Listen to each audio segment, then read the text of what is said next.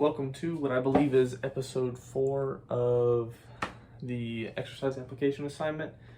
Today is Sunday. No, today is Monday, September, 4th? Labor Day? It's Labor Day. There's no class today, and I didn't do a video for Friday, so I'm doing one now in place of that. So I think I'm still on schedule for the amount of videos I'm supposed to have.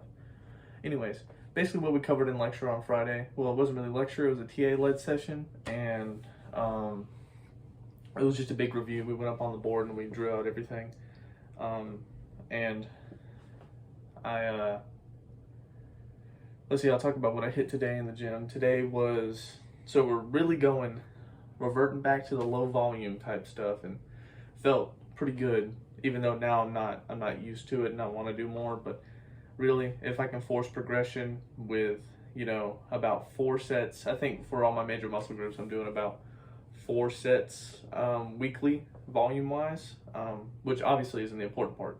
Everything's super intense, usually with 1 or 2 sets per exercise, including partial reps, and, intensity techniques. So that's where I'm at with training. Today was lats and triceps with a little bit of upper back. So I did wide grip, sternum to bar, like pull-ups, that's right, for the lower lats. I don't know why I can think of that. And I did them weighted with like 25 pounds, and I did that until failure, and then I dropped the 25 pounds and finished with body weight, which is kind of like a drop set, but if I really wanted to drop set it, I could have set it up. It's like, I consider it a bit of a mechanical drop set because it's almost like when you have the weight thing around your hips, it limits your ability to get sternum to bar, like super strictly. Even when you're like adding a little bit of weight, it's just something about how the weight pulls on your hips, in my opinion. So the body weight is just there as a finisher in a sense.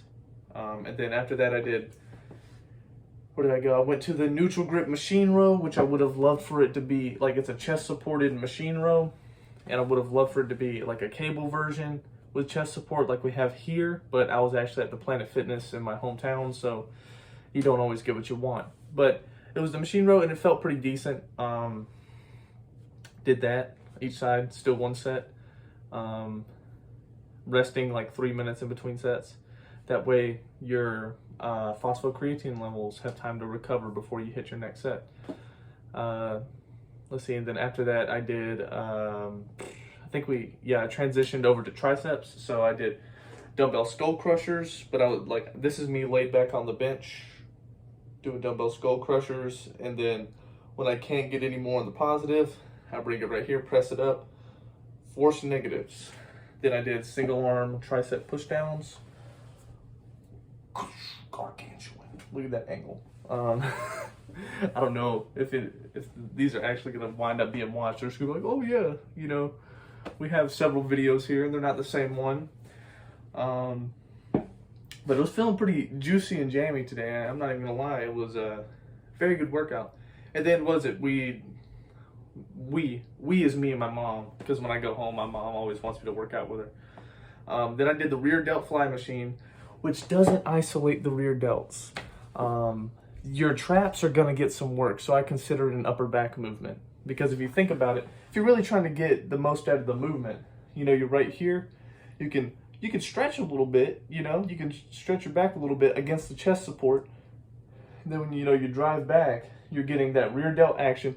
It's like rear delts through about here, and then peak contraction, you get a little bit more traps.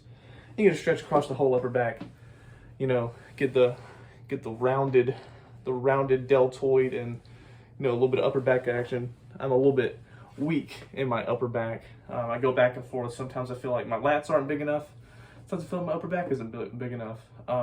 Right now, I'd say lats need to be brought up. So that's why there's a major focus on them.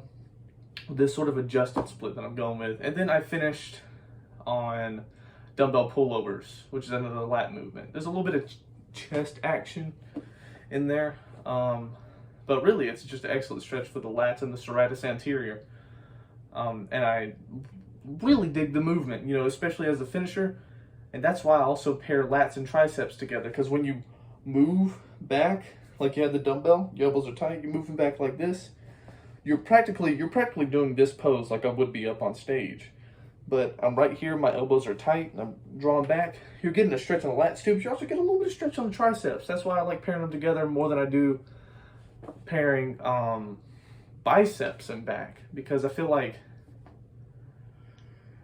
you're just shortchanging your biceps, because if you're doing rows, your biceps are going to get slightly fatigued, you know, and then when you go to move into your bicep work, it's just like doesn't feel as good. And vice versa, if you put biceps first before your heavy rowing, you're not going to be able to row that heavy, and so you're limiting your back development. So I do my biceps on my chest day. Then let's see. So we're talking about what we did in lecture, man. I mean, really fueled, you know, this exercise. We're burning mainly carbohydrates, because this is real brief exercise. You know, when we're creating energy, we're obviously using creatine, phosphocreatine system. But in terms of the energy I'm burning, you know, it's resting between sets is going to be me burning fats. But I'm getting that. I feel like I am getting. There has to be some sort of glycolytic aspect to it. You know, I've probably mentioned this in the previous videos, but when you're having a set, you know, especially on really stable movements that you can push for quite a long while, even if you're doing something like 6 reps, you know, into partial reps, you might be using a bit more of that glycolysis. But I do notice, right, that having a decent amount of carbs before I go into the gym, my performance is improved substantially. And that could just be the glycogen stores in my muscles being more full, and as such they're better, like they have quicker access to energy. There's more soluble stuff in the muscle cell, so that could be it. But yeah, like we didn't go over really much new content as far as, you know, class goes. Look at this here. I mean, yeah, I think we went over the oxygen deficit last time, you know, and the lactate threshold. Oh yeah, last time I was confused on whether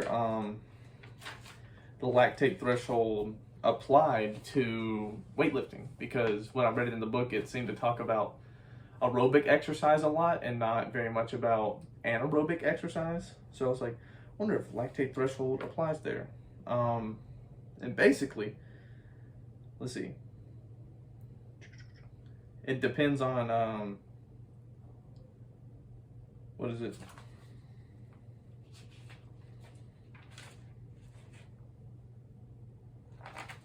I still find this inconclusive. I feel like I wrote it down. I definitely wrote it down. But I can't find it. During moderate exercise, most ATP comes from aerobic system. As intensity increases linearly, blood lactate increases exponentially. It occurs, the lactate threshold, that is around 50 to 80% of VO2 max, depending on fitness, refers to the point of inflection where there's a sudden and sharp rise in blood lactate. I don't know. I'm gonna have to find where I wrote it, because I should have been more prepared for this video. I think what I probably did is just wrote it down on a note on my phone, like looking it up. But obviously I'm recording with my phone, so I can't check it right now. So that's an L. But so I mean, training's been going super good. I'm excited to see what I'm gonna learn in chapter 7. I'm probably gonna start my chapter 7 notes this evening. It is currently like, I think it's like 7:40. I'm probably gonna start my notes on chapter 7, finish them up on Tuesday, and then I'll probably have something a lot more interesting to say on Wednesday. But other than that, I mean, pretty much does it for this episode. I mostly talked about, you know, more about my training than the content we covered in class. But, you know, they can't all be zingers. You know, not all these are going to be absolutely knock it out of the park, amazing. But hey, that'll do it for this episode of the EAA exercise application assignment, and I'll see you in the next one.